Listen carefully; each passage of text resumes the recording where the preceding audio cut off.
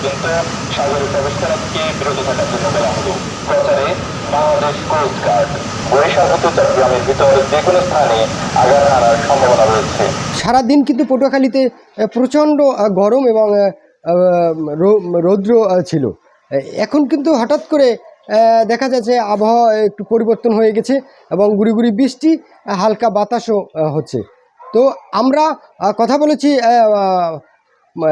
বলেছি আবহাওয়া অফিসের সাথে। তারা আমাদেরকে যেটি জানিয়েছে যে পায়রা সমুদ্র বন্দর থেকে 425 কিলোমিটার দক্ষিণে অবস্থান করছে এবং স্থানীয়ভাবে কিন্তু তারা 3 নম্বর সতর্কতা সংকেত দেখিয়ে যেতে বলা হয়েছে। তো বর্তমানে বাতাসের গতিবেগ 50 থেকে 60 কিলোমিটারের মধ্যে বৃদ্ধি পাচ্ছে। সেটি যদি 100 কিলোমিটার পর্যন্ত হয়ে যায় তাহলে কিন্তু ঘূর্ণিঝড়ে রূপান্তরিত হবে।